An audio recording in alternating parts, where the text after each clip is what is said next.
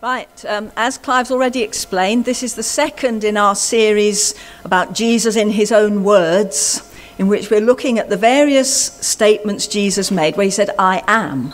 We've already had, I am the good shepherd. Today we're looking at, I am the light of the world,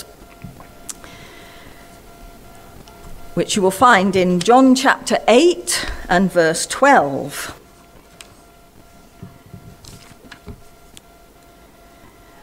And I'll just read that briefly for you. Again, Jesus spoke to them, saying, I am the light of the world. Whoever follows me will not walk in darkness, but will have the light of life.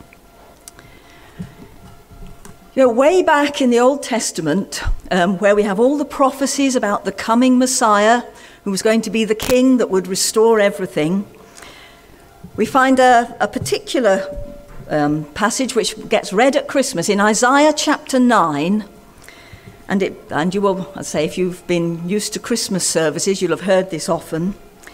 And it begins like this, talking about the coming king. It says, the people walking in darkness have seen a great light. On those living in the land of the shadow of death, a light has dawned. And then it goes on to talk about the king on whose shoulders the government will rest and whose kingdom will last forever and ever. And that is obviously, as we understand, a prophecy about Jesus. And so here in this particular statement of Jesus, we see him saying, that is talking about me. I'm the light of the world. I'm the one who's coming. So what exactly does it mean, being the light of the world? A few weeks ago, Clive and I had a day out at the Black Country Living Museum just outside Dudley in the West Midlands. And it's all set up so that you can experience what life was like for people living in a mining town back in the 19th century, so kind of the 1800s. And one of the highlights of that trip this time was that we got to do the mine tour. Last time we went, that wasn't open because of COVID, but this time we got to do the mine tour. So we actually went down into the old mine, and it's all set up as if it was kind of the mid-1800s. And, you know, they have various scenes which will light up as you go round of people doing their jobs down there. But before you go in, you're given a torch between two of you. And the glass on this torch looked absolutely dirty. I thought, well, that's really odd. And they said, you'll notice the glass is rather obscure. He says, that's so that it only gives the kind of light a candle would have given. Because, of course, these miners, when they went down the mine, that's all they had, candlelight. So down we went. And first going in, that torch wasn't doing much good, coming out of the light and into the dark. But then once we got right inside, they said, now switch them all off, please. And for just a couple of minutes, we were in pitch darkness. You couldn't see your hand in front of your face. It was so dark, there was no light at all. It was really scary. And to think of people working in those conditions. Now, obviously, they had their little candle. But, you know, when you started work in the mines in those days, you'd be about 10 years old. Boys of 10 went down the mines. And the first job you did was to be a doorkeeper, which meant you were sitting beside a door which was sort of stopping the gases which might have caused explosions from passing through. But you had to be listening for the pit pony coming along with his big tub full of coal. So you had to open and shut the door. And these 10-year-old boys were sitting there. They were given a candle. But, you know, the candles were made of animal fat in those days. So when you burnt them, they smelt like food cooking.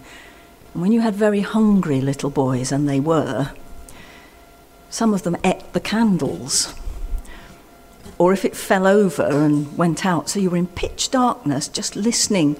Now, can you imagine what it's like? You're sitting there and, you know, there's sounds and you don't know what it is and you can't see where you're going. It's actually very frightening.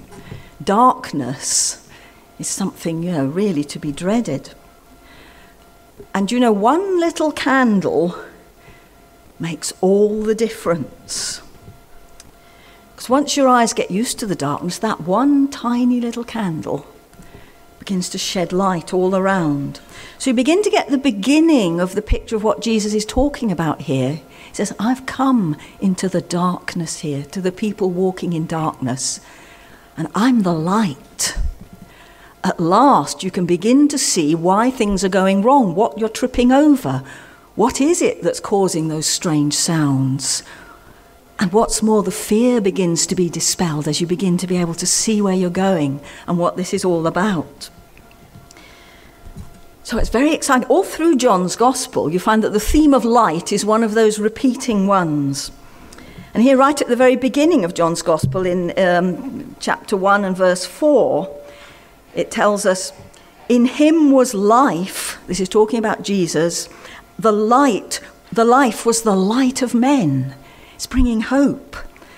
And it says, the light shines in the darkness, but the darkness has not. Now this word, depends what version you're reading. Some will say understood it. Some will say it has not overcome it. Because actually that word means to sort of, get a complete apprehension of it. I think the best translation is in the New English Bible. It says the darkness has not mastered it. Which kind of gives us both aspects of it. It's about understanding, grasping, realizing it, and it's also about the fact that you can't put it out.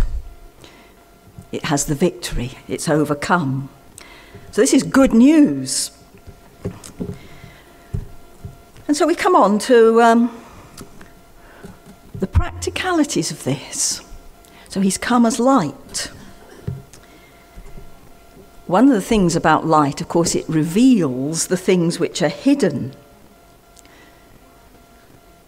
Those things that you didn't see that were tripping you up. It means that when you want to know where you're going, you've got some guidance because you can see your way. I mentioned it a few weeks ago, thy word is a lamp to my feet and a light to my path. In other words, it's like the little candle that will sort of show me the next step of the way. But also it's like that light at the end of the tunnel when you're getting out of the mine that shows you where you're going and gives the sort of the whole overall picture.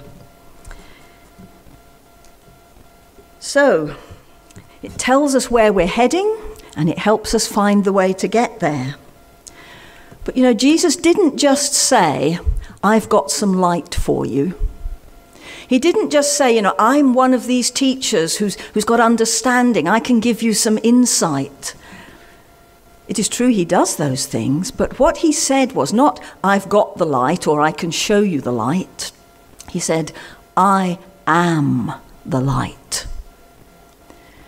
And as I think it was Matt doing the first of the I am statements, we need to remember, I am. That is God's name. When he first told Moses what his name was, and Moses says, who are you? He said, I am who I am. In other words, I decide who I am. One of Mike's pupils many years ago when he was teaching RE at the grammar school, he'd asked them to say, what do you think it meant when God said, I am who I am? And one of them, in his homework, quite a perceptive lad, had put, it means, I'm God, I don't change, hard luck. So basically, I am who I am, I will be who I will be, I'm the real one. And when Jesus says, I am the light of the world, he's telling us, in me, you are seeing God. He who has seen me has seen the Father, he said. In other words, here you see what God is like.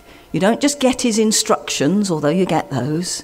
You actually see what God looks like, what kind of person he is. You see that when you see Jesus. And you also see what a human being made in the image of God, as Genesis tells us we were, is meant to look like. This is what we were supposed to be like. Jesus is the only one who has ever fully reflected the glory of God in humanity, because he's the only one that wasn't tainted and corrupted by sin. So, when Jesus says, I'm the light of the world, he's showing me something that I couldn't see before, and now I can. It says, the true light, which gives light to everyone, was coming into the world. And here we have it. And the fact that he says, I am, in other words, you have to come to me for it. You only really discover what light's about when you're in relationship with Jesus, when he's in you and you are in him. We've just celebrated communion, where we celebrate the fact that Jesus is in us. He's our food. And we are in him. We're part of him. It celebrates the fact that we're in a complete union there. It's not just a little ceremony we go through. So at last, we've got the key. At last, the real light. And yet, the world's still pretty dark. Why is that? Why is it that people are still groping about in the dark? Why is it that everything still doesn't seem to be working? Why is it that not everybody knows and loves Jesus? And Jesus gives us another talk about light there. If you go into John chapter 3, when he's talking with Nicodemus, we find him saying this. Let me think. It's in chapter 3, and I'm looking at verse 19. This is the judgment, says Jesus. The light has come into the world, and people loved the darkness rather than the light, because their deeds were evil. For everyone who does wicked things hates the light and does not come to the light, lest his works should be exposed. But whoever does what is true comes to the light, so that it may be clearly seen that his works have been carried out in God. So in other words, for some reason, some people want to refuse the light and stay in the dark. When we were down that mine in Dudley, we'd seen all these scenes, we'd sort of groped our way through. You were having to bend double some of the way because the ceiling was so low.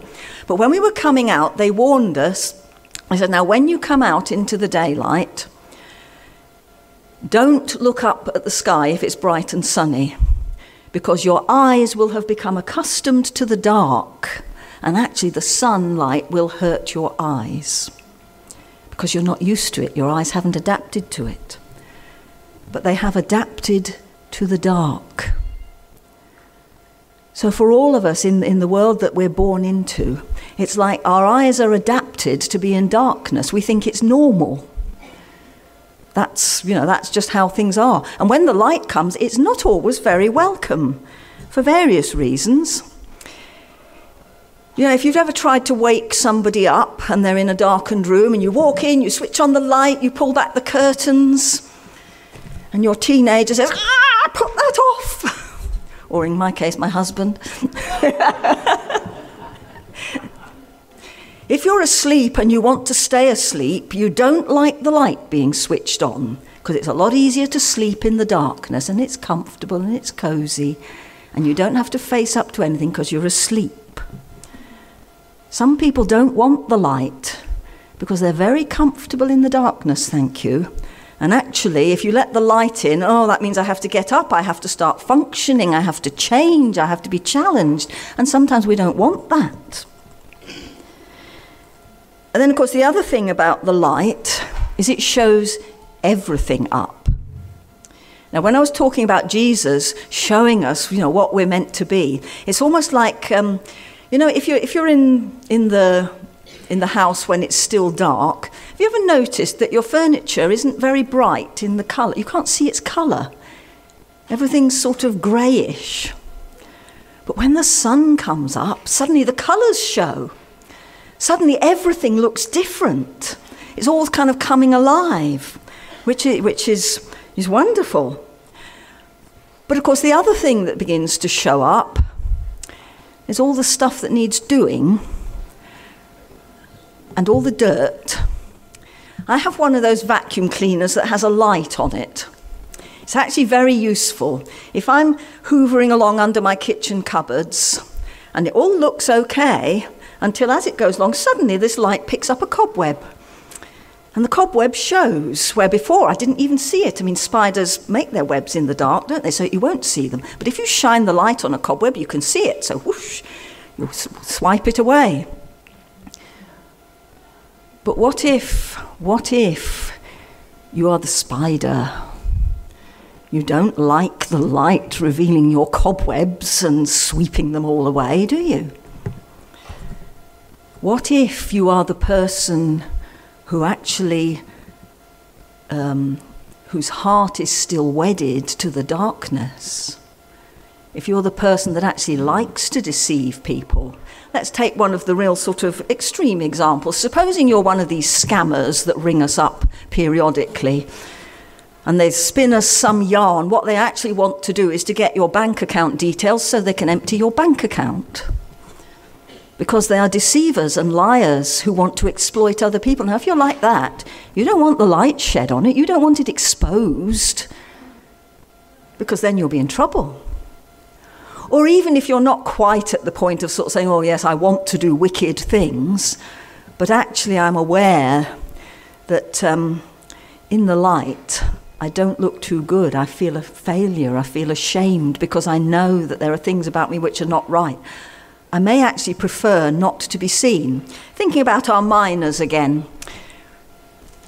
Of course, for many, if in the winter they didn't see daylight, their shift started before the sun came up, and by the time they got out, the sun had gone to bed again. So in the winter, they never saw the daylight.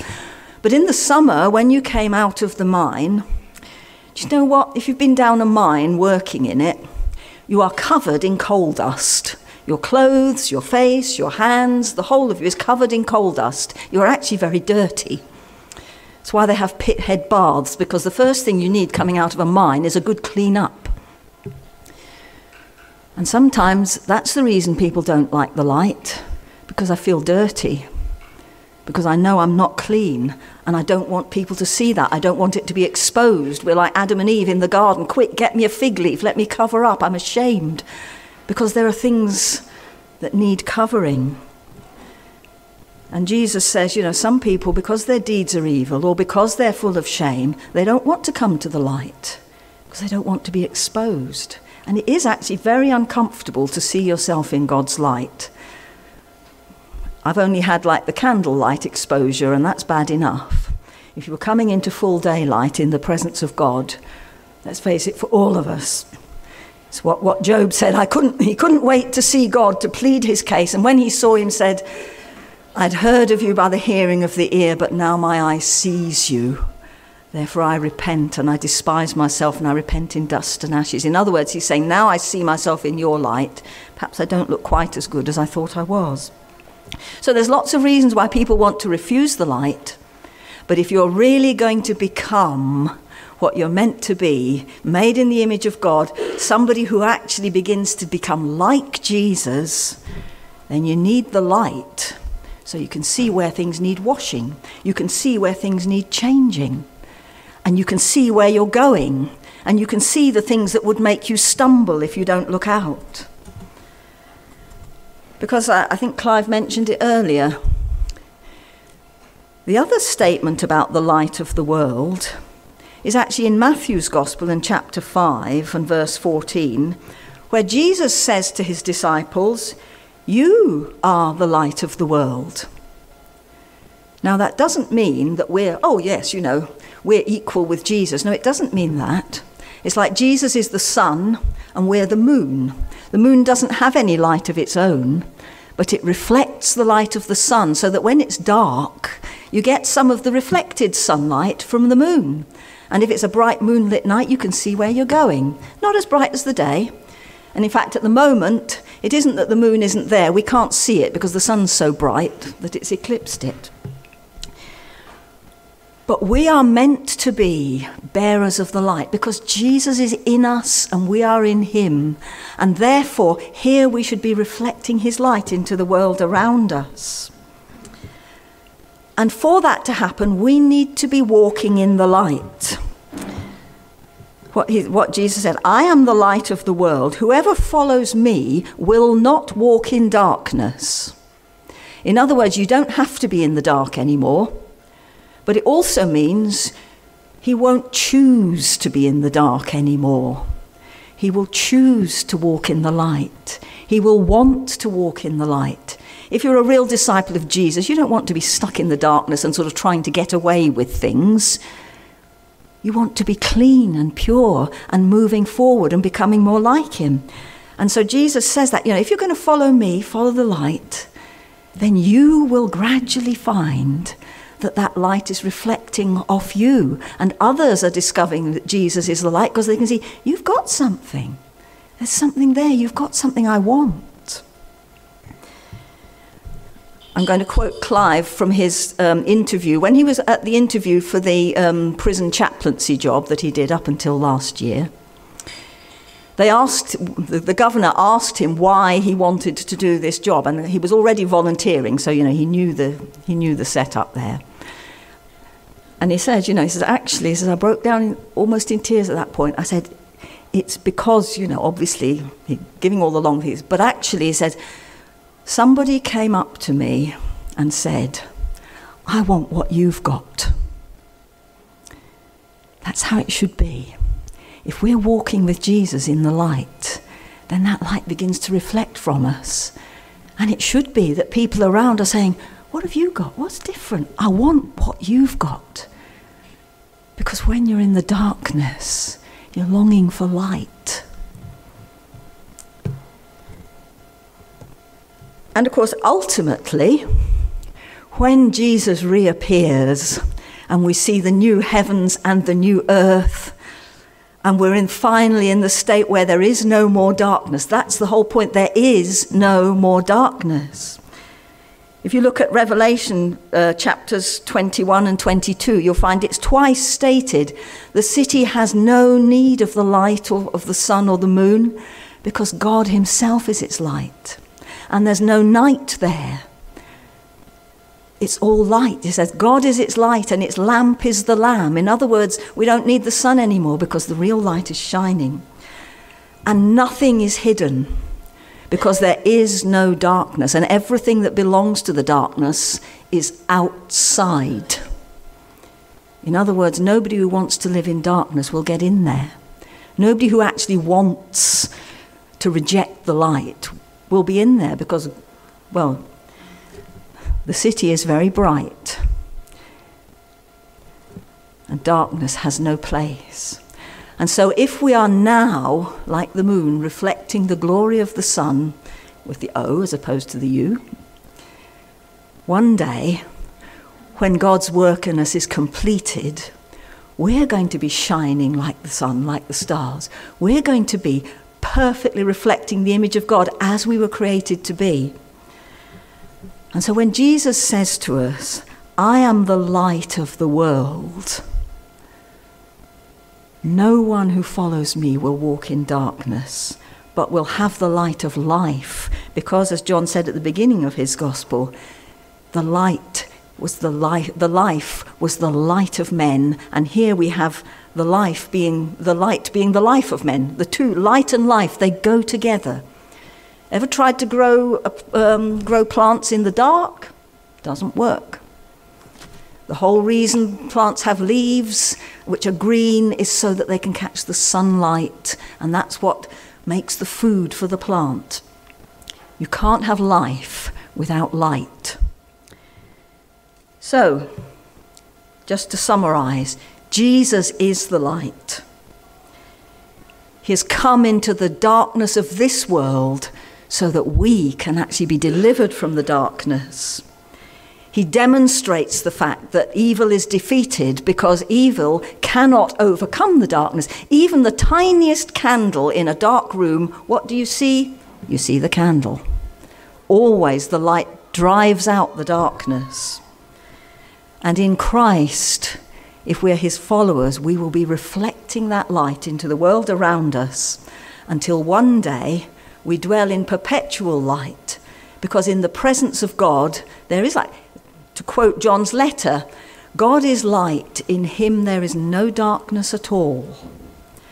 Because darkness is actually only the total absence of the light. So the ultimate outer darkness is when you are shut off completely from the presence of God.